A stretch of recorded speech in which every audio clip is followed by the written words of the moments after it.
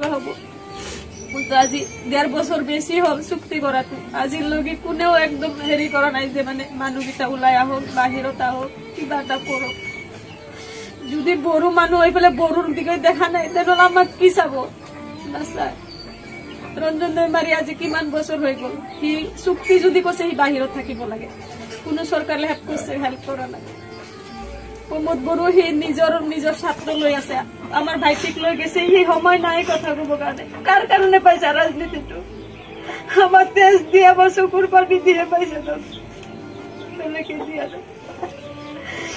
যদি পারে আমাকে দিয়ে বিয়ে অলপ দি দিও আমি খাই ফেলে দুইজনে মরে যাব লড়া চলে শান্তি আছে জীয়াই থাকাতে কেনকে চলিব মোর ঘর কেনকে লড়া চলিব খুৱাম করো আমাক মারি পেলা আমি বড় রাজ্য খুঁজা নাছিলো যে আমার এক ফাল দি না লাগে মানে তো ঘরে আনি দিয়ে একটু বিচারছিল কিন্তু এইটু করা নাই প্রমোদ বড় সারে নিজের রাজনীতি লই পেলে মানে ব্যস্ত আছে সোয়া নাই যে মানুষটা ইমান কষ্ট পেয়ে আছেন তো কুলায় আনো আখা তলত থাকো বিচারা নাই প্রমোদ বড় সারে প্রমোদ বর্তমান অসম চৰকাৰ আৰু বিটিআৰ চৰকাৰক কি বুলি আহ্বান কৰিব এক্স এন ডি বিলাক যেহেতু জেলত আছে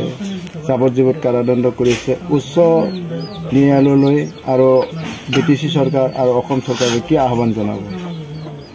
মই চৰকাৰক আহ্বান জনাও যে যিমানকেইটা মানুহ আছে ভিতৰত সিহঁতক মুকলি আকাশৰ তলত আহিব দিয়ক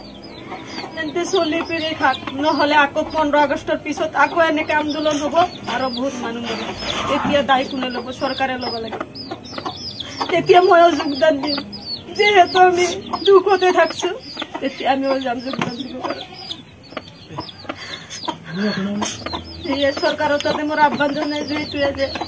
15 আগষ্টৰ আগে আগে চবক যে মুকলি আকাশৰ তলত আহিব দিয়ে সেইখিনি মোৰ